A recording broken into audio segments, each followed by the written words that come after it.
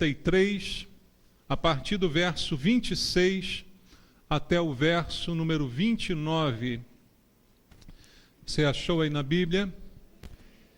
A palavra de Deus diz assim: não há outro, ó amado, semelhante a Deus, que cavalga sobre os céus para a tua ajuda e com a sua alteza sobre as nuvens. O Deus eterno é a tua habitação, e por baixo de ti estende os braços eternos. Ele expulsou o inimigo de diante de ti e disse: destrói-o. Israel, pois, habitará seguro. A fonte de Jacó habitará a sós numa terra de cereal e de vinho, e os seus céus destilarão orvalho. Feliz és tu, ó Israel. Quem é como tu, povo salvo pelo Senhor, escudo que te socorre, espada que te dá alteza. Assim os teus inimigos te serão sujeitos, e tu pisarás os seus altos. Amém. Senhor, obrigado pela palavra e pela oportunidade de mais uma vez em tua casa ouvirmos a tua voz. Esse é o desejo do nosso coração, porque nenhum de nós veio aqui ouvir os homens, as opiniões humanas, as doutrinas do homem, as histórias, mas sim a tua palavra, que procede do teu Espírito para a edificação da nossa vida. O verdadeiro alimento espiritual é o que nós precisamos, e isso te pedimos em oração. E eu entrego a minha vida ao Senhor e peço tua graça, tua misericórdia e a unção do teu Espírito sobre mim, para que eu seja um instrumento do Senhor na ministração da palavra, e todos sejamos abençoados, e que no poder do Espírito Santo essa palavra chegue a nós, rompendo as barreiras de entendimento, as distrações, para que a semente semeada possa produzir fruto em nossa vida. É o que te peço em oração com os irmãos, em nome de Jesus. Amém. Podem sentar. Irmãos, nós vivemos dias atribulados, né? Notícias como essa que nos chegou agora, coisas que acontecem e vêm sempre acontecendo. Uma hora é uma coisa, outra hora é outra, mas as notícias são, na maioria das vezes, ruins, produzindo incerteza, produzindo dúvida no coração, certamente produzindo medo na mente, no coração das pessoas de uma maneira geral. E isso é o que nós vivemos, né? Você conversa com pessoas e você percebe inquietação, você percebe dúvida, medo do futuro, o que vai ser, o que não vai. Isso é muito comum nos nossos dias, e à medida que o tempo passa, a tendência é isso piorar. Não vou enganar você dizendo que isso vai melhorar, porque não vai. À medida que o tempo se aproxima, esse tipo de coisa só tende a piorar. Mas nós cristãos, como ficamos no meio disso tudo que tem acontecido? Qual a nossa reação? O que permeia o nosso coração? Será que também é o mesmo medo, a mesma aflição? Ou dentro de nós há uma esperança? Ou dentro de nós há um alento, há um consolo? Como é a vida de um cristão em relação ao mundo em que ele vive? Irmãos, eu creio que a nossa única esperança, de fato, é o Senhor. A Bíblia fala que Ele é realmente a nossa esperança. O nosso único consolo é o Espírito Santo que habita em nós. Como Jesus mesmo disse, o Consolador que seria enviado da parte do Pai. E o Consolador não faz outra coisa a não ser consolar o nosso coração. Então, se queremos algum tipo de esperança ou vislumbrar alguma melhora, não é no mundo que nós vamos conseguir isso, embora estejamos no mundo e precisamos ser o melhor possível nesse mundo de trevas. Como disse Jesus, temos que ser luz em meio às trevas. Mas não é no mundo que as coisas vão melhorar. As coisas precisam ser transformadas dentro de nós, para que, independente do que aconteça ao nosso redor, nós mantenhamos a fé, a esperança e o consolo que vem do Espírito Santo. Como Jesus diversas vezes ensinou aos seus discípulos quando estavam em problemas, em apuros, na voragem do mar, com o barco balançando, ele disse: vocês têm o poder de repreender os ventos e o mar. Vocês são homens de pequena fé porque se abalam com facilidade por coisas que realmente são reais, são amedrontadoras, mas ele disse: vocês não deveriam estar abalados, vocês não deveriam ter medo dessas coisas. Então, há uma expectativa de que para o povo de Deus, embora a gente viva tudo da mesma forma, a maneira de encarar e enfrentar deveria ser diferente. É como Jesus também disse quando contou aquela parábola sobre as duas casas, uma edificada sobre a rocha, outra sobre a areia. Ele disse que o mesmo tipo de problema acontece nas duas casas. A diferença é que uma casa não cai, porque ela é edificada sobre a rocha, e a rocha é a palavra. E ele chega a dizer que aqueles que edificaram a casa sobre a rocha são aqueles que ouviram a palavra, mas colocaram em prática, praticaram a palavra. Isso, então, para Jesus, é a casa na rocha. Os outros que ouviram e não colocaram em prática é a casa na areia. As mesmas dificuldades vão derrubar uma casa, enquanto a outra permanecerá de pé. Então, não diz a Bíblia que a gente não vai passar por problema. Diz ela que, porque estamos firmados em Deus e firmados na palavra, os problemas não vão nos abater da mesma maneira, porque resta para nós uma esperança, porque resta para nós um consolo. O fato de sabermos, como disse aqui domingo passado, que somos filhos de Deus, e isso não é pouca coisa, porque todos são filhos de Deus? A Bíblia diz que não, todos são criaturas dele. Mas em João 1,12 está escrito que a todos quantos o receberam, deu-lhes o poder de serem feitos filhos. Então nos tornamos filhos. Isso é um privilégio. E isso precisa, de alguma forma, mudar a nossa reação. Então, experimentar essa filiação, saber que somos povo de Deus, não nos isenta dos problemas, nem dos acidentes, nem das crises, mas deve fazer com que a gente reaja de uma maneira diferente. E aí a gente chegou nesse texto aqui, do capítulo 33. Na verdade, eu li o finalzinho do capítulo 33, mas o bom seria lermos todo o capítulo 33, porque é o início da bênção de Moisés sobre o povo, que ele tinha conduzido durante os 40 anos no deserto. Moisés sabe que vai morrer, tanto que a morte dele é narrada no capítulo 34. Ele já tinha recebido essa sentença de Deus, de que veria a terra prometida, mas não entraria nela. E ele está se despedindo do povo, mas é interessante que ele não está amargurado, porque não iria ver a terra, não está revoltado, não está reclamando, pelo contrário, ele está abençoando o povo de Deus. Veja, a reação já é diferente. Quando a gente sabe, olha, todo mundo vai desfrutar disso, você não. Ah, que Deus mau, que Deus cruel, ah, que coisa chata, ah, eu vou praguejar, eu vou reclamar, vou xingar. Moisés não, ele vai abençoar. Porque ele, como povo de Deus, foi chamado para abençoar. E quem ele vai abençoar? O próprio povo de Deus. E a Bíblia diz: abençoarei os que te abençoarem. Não é? Quando oramos uns pelos outros, somos abençoados. Quando abençoamos o nosso irmão, somos também abençoados por Deus. Então, a tônica do capítulo 33 é Moisés sabendo que vai morrer, abençoando o povo que ele conduziu durante aquele tempo todo no deserto e que estava prestes a entrar na terra prometida, prestes a concretizar a promessa de Deus feita lá atrás a Abraão. Tanto tempo se passou, aquele povo se reuniu e agora estão nas portas de um novo mundo, de uma nova terra, de uma nova perspectiva, entrar finalmente na terra que mana leite e mel.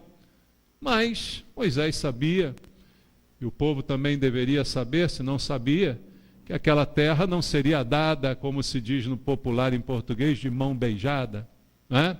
Ela precisava ser conquistada, e a conquista era através de guerras, e guerra não é nada fácil, nem muito menos agradável, né? É uma coisa extrema, e aquilo teria que acontecer, porque era uma determinação de Deus. Então Moisés vai abençoar aquele povo, e na sua bênção, que aí eu digo que seria importante você ler todo o capítulo 33, ele traz palavras ao povo, para que o povo se lembre de quem eles são diante de Deus. A bênção praticamente consiste disso, lembrar aquele povo que estava para enfrentar guerras, enfrentar problemas, o que eles são diante de Deus e o que Deus é para eles. Por isso eu trouxe esse texto aqui, para a gente se lembrar disso também, nos momentos de crise que vivemos e nos de crise que ainda vamos viver, nas guerras e nas dificuldades que ainda vamos enfrentar. Não podemos esquecer quem somos diante de Deus e nem quem Deus é para nós e como Ele nos considera. É daí que virá a nossa esperança, o nosso consolo em meio às lutas e às batalhas. Então, a oração de Moisés por eles, que eu separei aqui no seu final, tem algo a nos ensinar. Veja, no versículo 26, onde começamos a ler, Moisés diz assim: não há outro, ó amado, semelhante a Deus. Ele já começa a lembrar o povo que não há outro como Deus. Quem é Deus para você? Não é? A quem é que você serve e diz que serve? Eu sirvo a Deus, mas quem é esse Deus? É como um outro qualquer? É como uma imagem, como um boneco, como um Deus dos índios ou de outros povos? Como é que é o seu Deus? Quem é? Ele parece com quem? A quem ele é semelhante? Moisés já começa perguntando isso e dizendo: olha, não há outro semelhante a Deus. Não há outro como este a quem você serve. Há muitas religiões no mundo e muitos deuses criados, inventados pelo homem. Mas o Deus a quem você serve é diferente, diz Moisés. Lembrando aquele povo, vocês vão entrar no meio de um povo de idolatria. Vocês vão guerrear contra gente que tem muitos deuses, que tem muitas idolatrias, mas vocês são diferentes. Vocês precisam lembrar em todo o tempo que não há outro semelhante ao Deus de vocês. Eu acho que isso tem tudo a ver com a gente, irmãos. Porque a gente dia a dia enfrenta lutas e batalhas em todas as áreas da vida. Só que a gente tem que entender isso, não há outro como nosso Deus. Isso tem que gerar em nós uma esperança. Isso tem que gerar em nós uma atitude diferenciada. Eu não sirvo a um Deus qualquer. Eu não sirvo a um boneco de barro. Meu Deus é diferente de tudo que se vê por aí, de tudo que se diz por aí em relação a deuses. Então, essa é a primeira lembrança de Moisés, mostrando logo em seguida que esse Deus cavalga sobre os céus para a tua ajuda e com a sua alteza sobre as nuvens. Ele diz: olha, esse Deus que não há semelhante a ele, anda por aí cavalgando para te ajudar. Precisa saber mais alguma coisa? Ele está atento e vigilante para ajudar você.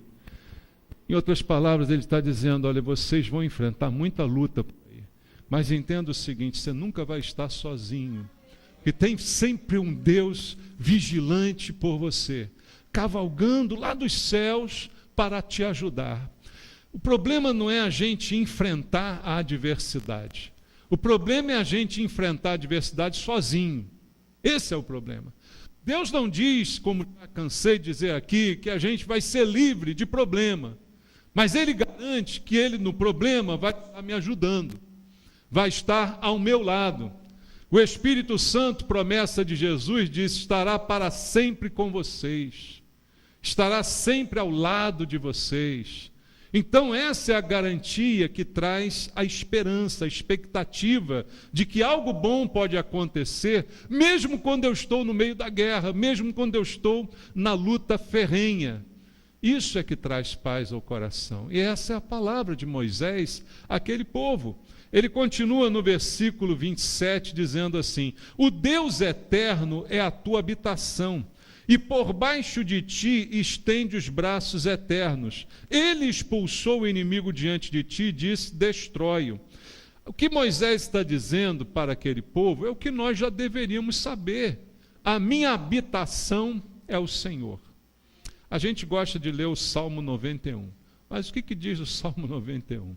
Que eu tenho a minha habitação em Deus, ou não? O que diz lá, irmãos?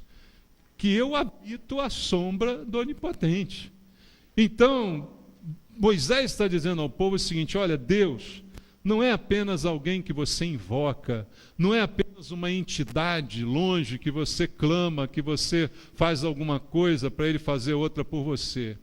Deus é o lugar onde você mora, é o lugar onde você se esconde, é o esconderijo do Altíssimo, é ali que você se esconde. Quando o inimigo vier te atacar, aonde você vai estar escondido? Em Deus. Quando vier o problema, a perda, a luta, a crise, a circunstância ruim, a doença, aonde você vai se esconder? Em Deus. Porque você tem que se acostumar ao fato de que Ele não é apenas uma entidade longe, que Ele é a tua habitação. E diz mais a Bíblia, nós, igreja, somos a habitação de Deus. Tanto habitamos em Deus quanto somos sua habitação. O Espírito Santo habita em nós. Isso é paz, isto é segurança, irmãos. Isto é tranquilidade em meio às guerras. É o lugar que eu escolhi para viver, a minha habitação. Já pensou na habitação? Talvez a gente não esteja muito satisfeito com a casa onde mora e tal, mas seja ela pobre ou rica, não importa. É o lugar onde você se sente mais seguro, mesmo que ela seja numa comunidade perigosa. Você entrou em casa, fechou a porta, tem aquela sensação, até que seja ilusória, mas que é o lugar da segurança. Quando a Bíblia diz que Deus é a tua habitação, o paralelo é esse, é o lugar onde você passa a maior parte do seu tempo, é o lugar onde você se sente seguro. Sem Deus, você não tem segurança nenhuma. Longe dele, você está sempre em perigo. Então, a sugestão aqui é, se ele é a tua habitação, habite nele. Passe mais tempo com ele. Em vez de ficar por aí reclamando da vida, reclamando dos outros, fale com Deus. Converse mais com ele. Em vez de ficar ao vida, ao azar, reclamando dos problemas todos que você tem para os outros, para as pessoas sentirem pena de você, fale com Deus. Você não habita nele? Então você deveria passar a maior parte do seu tempo com ele. Você deveria ter a sua segurança nele. Da mesma forma que você se sente seguro quando fecha a porta da sua casa. Você devia estar seguro em Deus. Como disse Jesus, ore em secreto, fecha a porta do teu quarto. Deus está ali em secreto junto contigo. E ouvirá a tua oração e fará a sua vontade na sua vida. Então, a habitação é o lugar que eu escolhi para mim. Deus é o Deus que eu escolhi para mim. Deus me deu a liberdade de escolha. A Bíblia nos coloca todo o tempo a liberdade de escolha. Josué, diante do povo, disse, escolhei hoje a quem vocês querem servir. Se aos deuses dos seus pais, se aos teus antepassados ou ao Senhor. Eu e minha casa serviremos ao Senhor. É uma questão de escolha, irmãos. Você escolheu Deus, então agora viva com Deus. Ou então escolha outro, como disse Josué. Escolhe hoje, não dá para ficar cada hora num. Ou você serve a Deus, ou serve as suas crendices, tradições, coisas dos antepassados, tradições de família. Você escolhe. Eu e minha casa já decidimos. Agora a escolha é com você. Então, se ele é minha habitação, é porque eu o escolhi. Eu escolhi essa habitação. Eu escolhi esse estilo de vida. Qual é o teu estilo de vida? Eu sou crente. Amém? Esse é o estilo de vida. Não dá para ser crente com outro estilo de vida. Nosso estilo de vida é vida de crente, vida com Deus. Para nós, Deus é levado em consideração. Não é uma peça decorativa. Faz parte das minhas escolhas, faz parte daquilo que eu faço, faz parte da minha alegria, faz parte da minha tristeza, faz parte do meu prazer, faz parte do meu choro. Eu escolhi Deus. E Deus me escolheu. Veja, eu sou a habitação dele, ele é a minha habitação. Eu o escolhi e ele me escolheu. Veja como essas coisas combinam na Bíblia. A escolha de Deus é a minha escolha. E isso é o que deve nortear a minha vida. Então, ele tem sido a minha habitação? A pergunta para cada um responder. Você está em guerra, você está em problema, você está em dificuldade, está muitas vezes até desesperado, uma palavra que eu não gosto para o cristão, quer dizer eu não tenho esperança, isso não é verdade. Então ele é a minha habitação ou não? Se é, não tem lugar para isso na minha vida. Não pode ter lugar para isso na minha vida. Não pode ter lugar para falta de paz, para falta de alegria. Aí você diz assim, mas na minha casa não tem paz. No meu trabalho não tem paz. E pode não ter mesmo, mas dentro de você tem que ter paz. Entendeu? Você não consegue controlar a paz que é no outro lugar. Mas dentro de você tem que ter, porque Jesus te deu a paz. Você fez o que com ela? Jogou fora? Então não depende de ter uma casa de paz, de ter um colégio de paz, de ter um trabalho de paz. A paz vai com a gente. Jesus disse aos seus discípulos, quando você entrar numa casa, dê a paz. Se ninguém receber, leva de volta contigo. Porque a paz está contigo, entendeu? A paz está dentro de você. Ninguém pode tirá-la. Mas para isso, você tem que ser a habitação do Senhor. Então, faça de Deus a sua habitação, como disse Moisés. Ainda no verso 27, ele diz que esse Deus que é a minha habitação, por baixo de mim, estende os braços eternos e expulsa o inimigo de diante de mim e me diz para destruí-lo. Veja, esse Deus, habitação, estende por baixo de mim os braços eternos. Qual é a ideia disso aqui? Estende por baixo de mim. A ideia é o quê? Que eu estou em pé ou que eu estou deitado? Estendeu os braços por baixo de mim. Eu estou deitado no colo dele, né? Não é essa a ideia? Eu estou ali deitado, igual um bebê. O bebê deita ali, você bota o braço e ele fica ali. Nina, né? Brinca com ele, faz bilu, e ele está ali deitado. Deitado nos braços do Pai. Quer posição melhor que essa? Você tem saudade do tempo que você era um bebê? Não se preocupava com nada, né? Era só chorar que alguém te dava uma chupeta, te dava um leitinho, né? Maravilha, não tinha dever de casa, não tinha trabalho, não tinha relógio de ponto, não tinha nada disso, né? Os outros é que faziam ponto por você, né? Toda hora você te acordava todo mundo para te dar mamar. Assim que Deus faz com a gente. Não é que Ele nos trate igual crianças que não têm entendimento. Mas o cuidado de Deus para conosco é esse que Moisés falou. E ele está lembrando uma nação inteira. Olha, vocês, estão aqui, deitados no braço do Senhor. Porque o Senhor estende os braços eternos por baixo de vocês. Então, você está na posição mais confortável que pode existir, nos braços de Deus. Não há posição melhor para você estar. Não há posição melhor para você galgar. Que outra posição você quer? Quer estar na cabeça de Deus? É isso que você quer? Está na melhor posição, nos braços do Pai, daquele que é a tua habitação, que te segura nos braços, que cuida de você. E a imagem aqui é aquele cuidado amoroso do pai ou da mãe que segura o filho nos braços. Então, uma imagem de amor. E aí você descansa.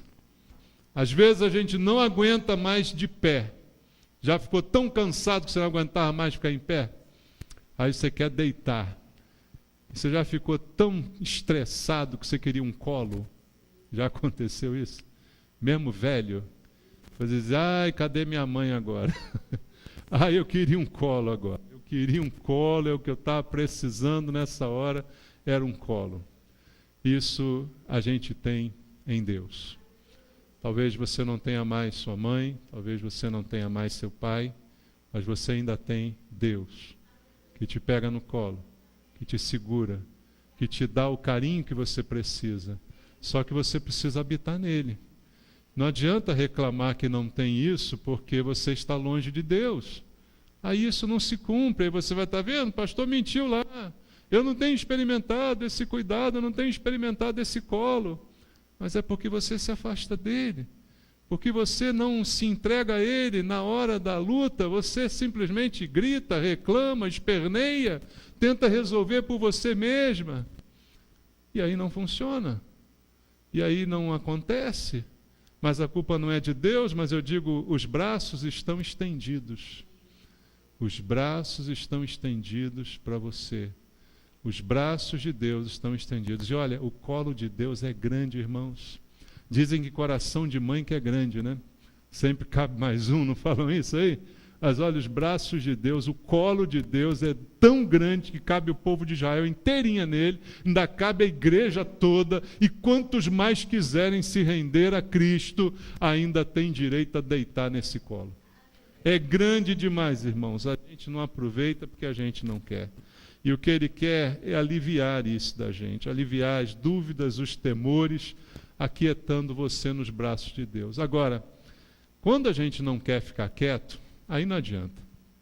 Aí também é igual criança esperneando, né? Quando não quer ficar quieto, você bota no colo, sacode. Já sacudiu a criança? Você chega a dar uns pulos com ela assim, né? E ela não quer ficar quieta. E quanto mais você sacode, mais ela chora. Não tem jeito. Se não quiser aquietar, não vai desfrutar. O colo está lá, você está nele, mas não fica quieto. Só sabe se debater e espernear. Aí não funciona. Veja só o que diz a Bíblia no Salmo 131.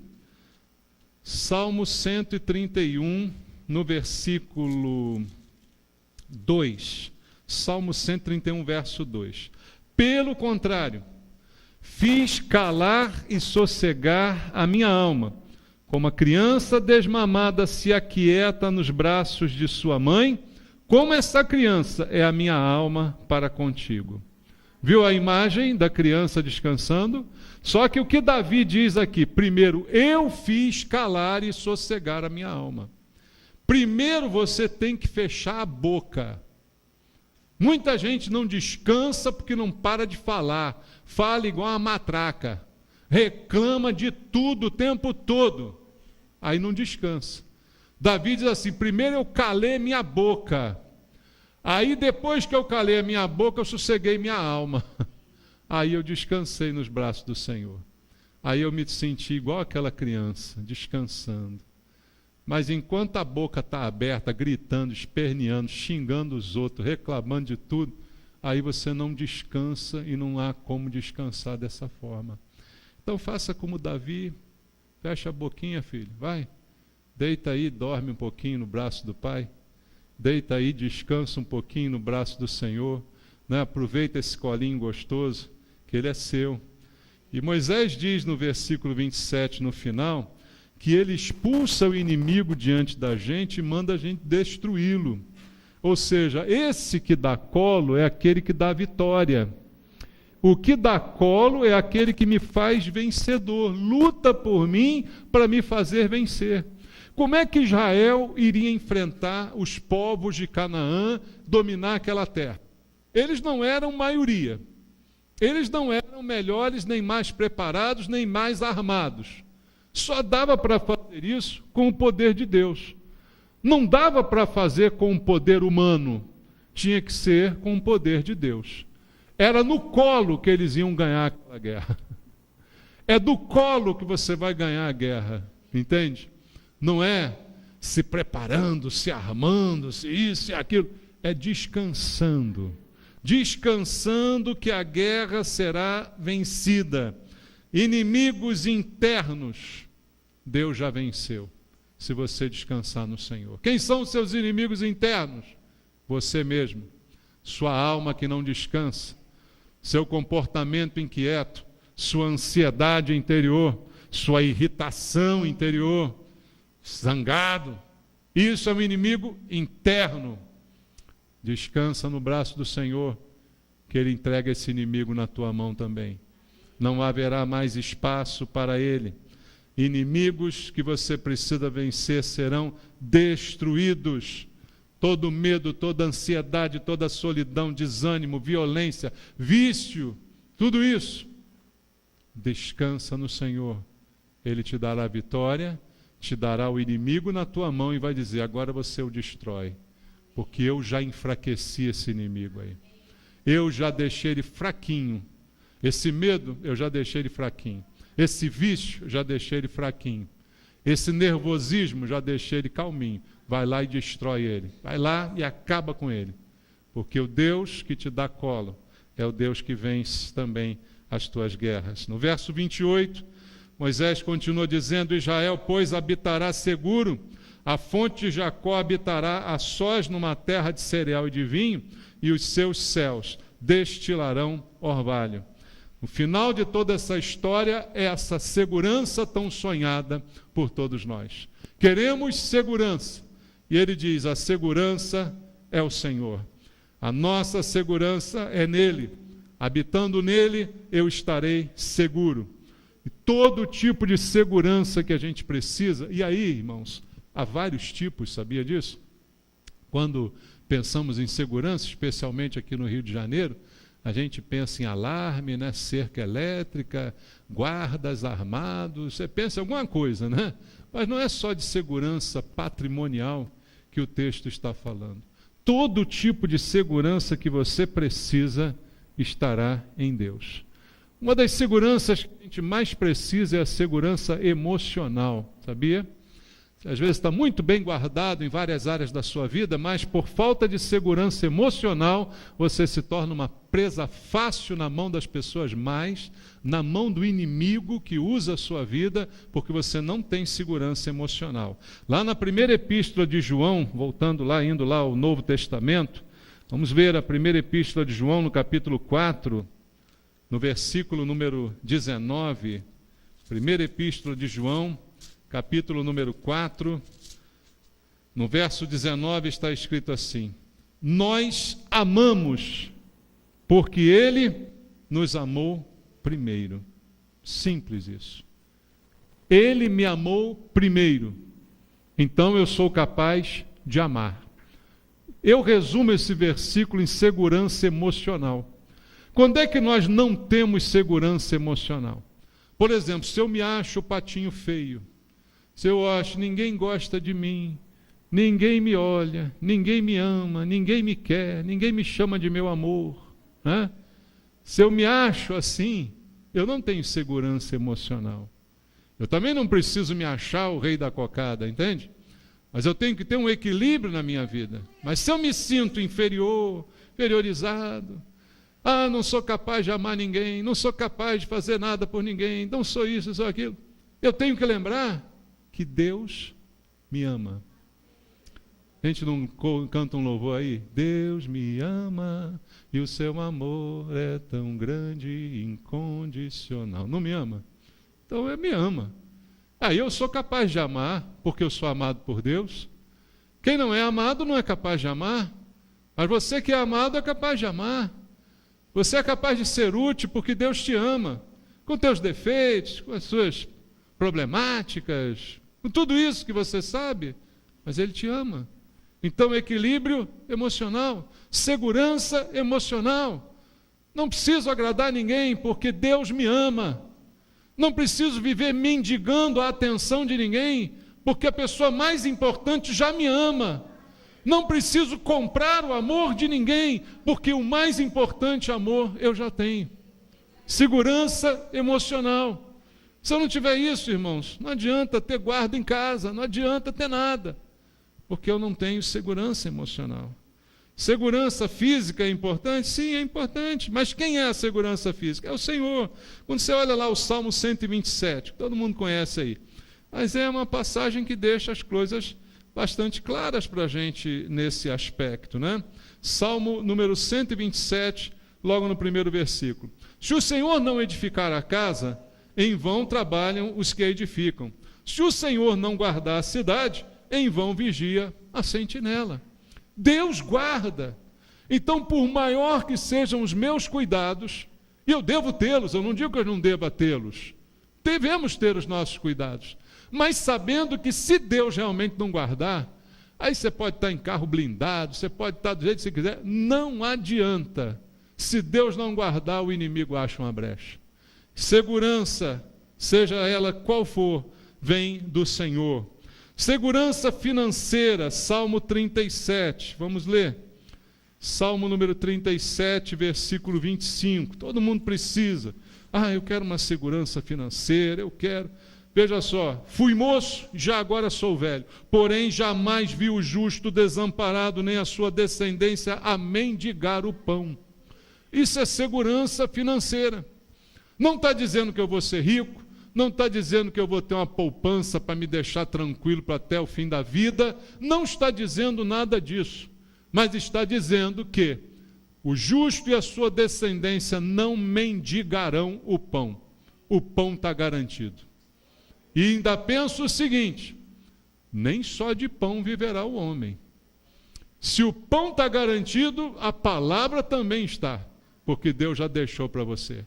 Então a segurança vem de Deus também nessa área. E a segurança contra a morte, que é o que também tanto preocupa tanta gente.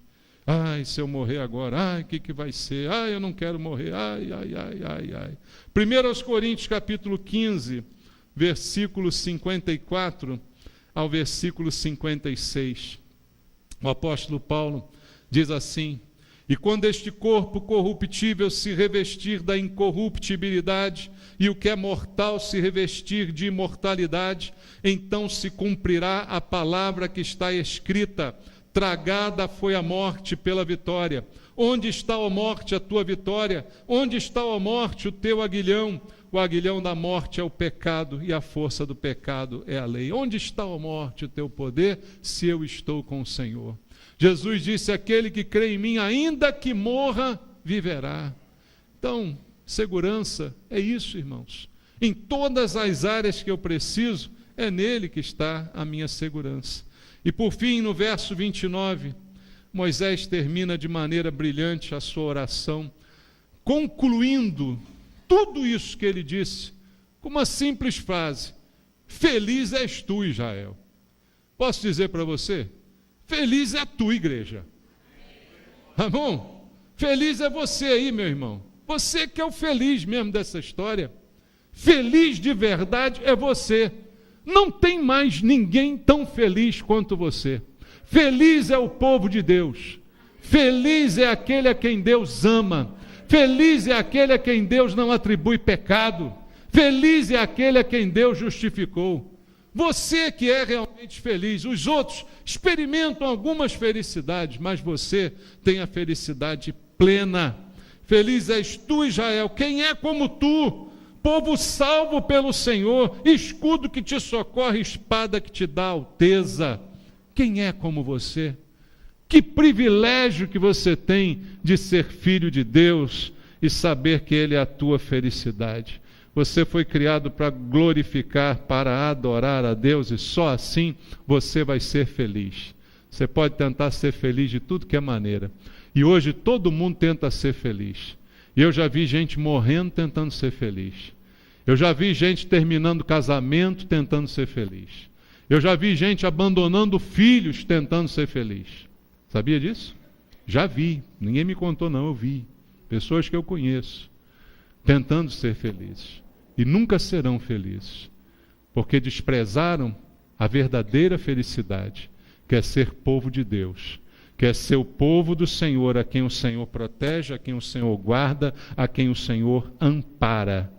Então quem encontra Deus, encontra um tesouro, conhece a paz, conhece a verdadeira alegria e a razão para viver.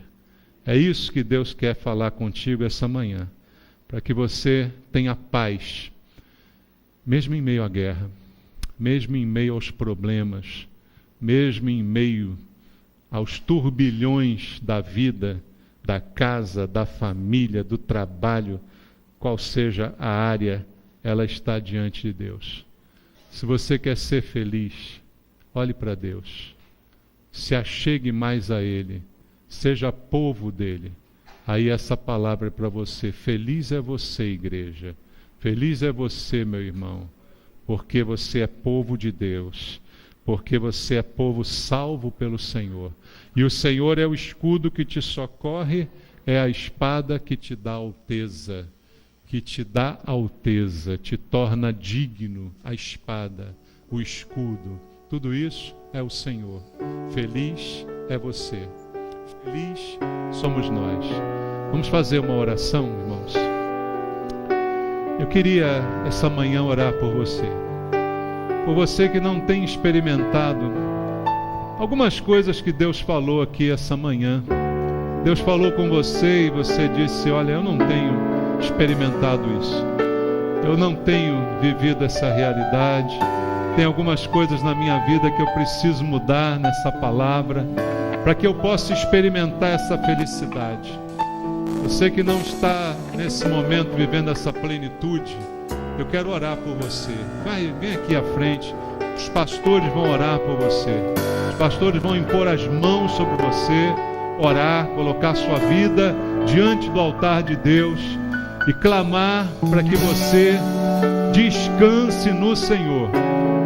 Deposite nele toda a sua esperança, toda a sua necessidade de segurança. Se há uma necessidade de segurança emocional, Deus quer curar você essa manhã. Deus quer mudar a sua vida essa manhã. Se você identificou na mensagem alguma coisa, eu quero isso, Pai, eu não tenho vivido isso, não perca essa chance. Vem aqui, Deus quer tratar você essa manhã, para que você seja digno dessa frase: feliz é você, salvo pelo Senhor. Você é feliz porque Deus é o teu escudo e a tua espada. Você é feliz. Deus quer te ver feliz.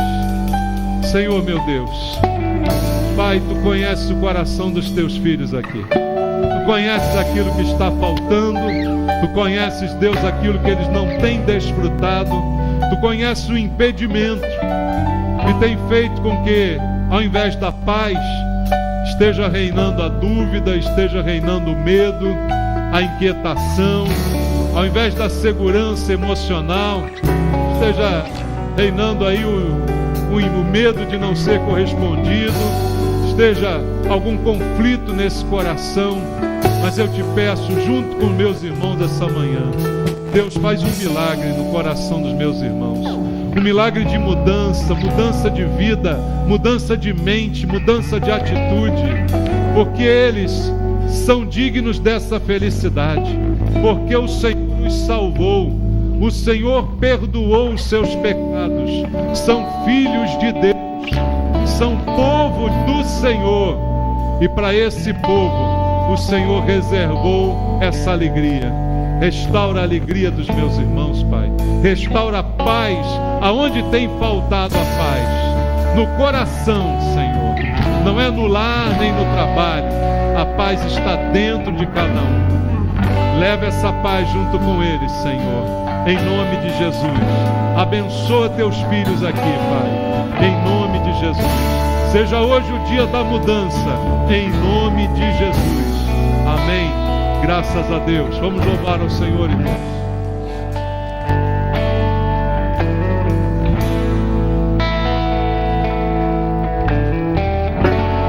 Ó Deus, me sondas, conheces-me,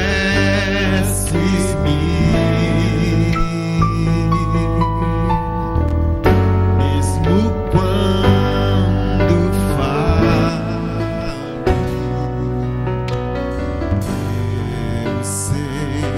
Ele te ama, mesmo quando você falha. Estás presente. Ele está conosco, irmão. A me cercar, mesmo todo tempo.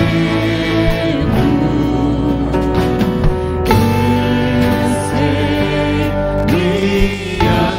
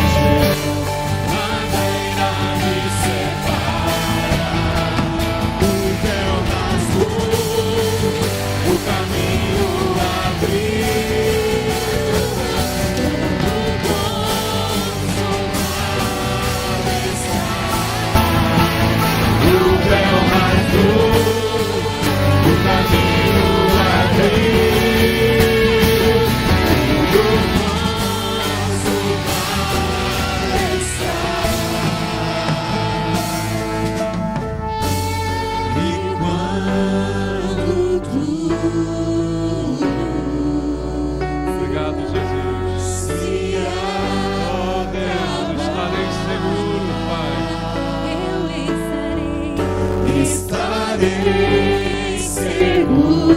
por causa do teu amor, Senhor. Você me ama. Você me ama. Faço-me diante da cruz, vejo o sangue de Jesus. Nunca houve amor assim. Sobre a morte já venceu, tua glória o céu encheu, nada irá me separar. Faço-me diante da cruz, vejo o sangue de Jesus. Nunca houve amor assim. Sobre a morte já venceu, tua glória o céu encheu, nada irá me separar. Glória a Deus. Obrigado, Jesus. Obrigado, Senhor.